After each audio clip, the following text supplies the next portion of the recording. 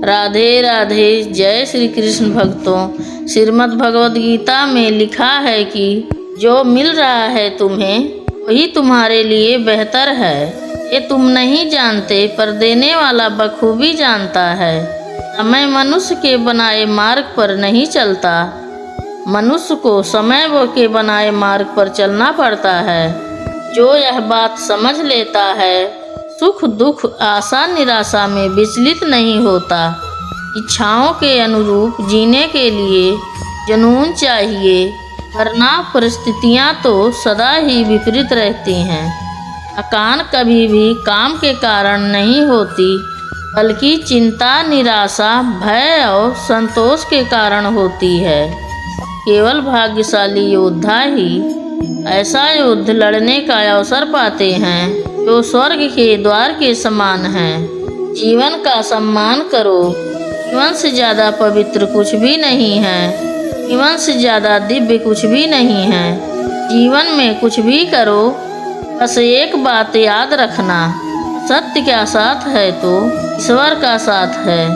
ज्ञानी व्यक्ति ज्ञान और कर्म को एक रूप में देखता है, सही मायने में देखता है। हे अर्जुन, प्रबुद्ध व्यक्ति सिवाय ईश्वर के किसी और पर निर्भर नहीं रहता। कोई नहीं देगा तेरा साथ यहाँ। ये लड़ना भी खुद है और संभलना भी खुद है। कोई आपका साथ ना दे तो निराश मत होना, क्योंकि प्रभु से बड़ा हमसफर कोई नहीं है।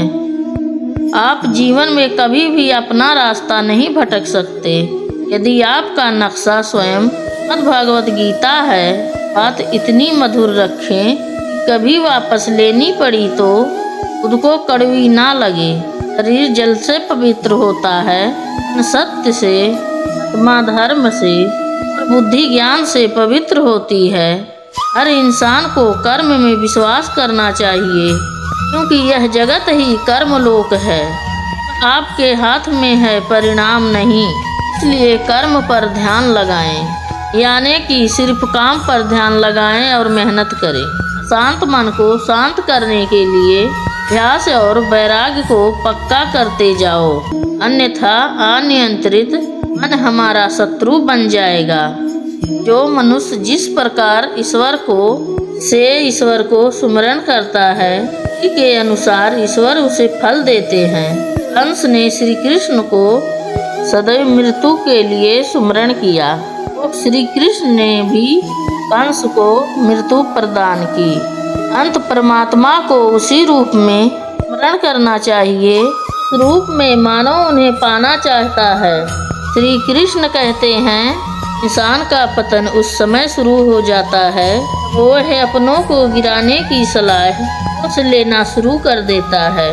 मन अशांत है और उसे नियंत्रित करना कठिन है, लेकिन अभ्यास से इसे वश में किया जा सकता है।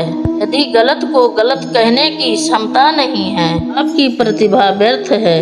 जिसकी मति और गति सत्य की हो, उसका रथ आज भी श्री कृष्ण चलाते हैं। जब तक इस शरीर का अस्तित्व है, तब तक मनुष्य को परमात्मा के आनंद के अलावा कि दूसरे आनंद का चिंतन नहीं करना चाहिए। कृष्ण भावना मृत का अभ्यास करने से यह अवस्था सहज ही प्राप्त की जा सकती है।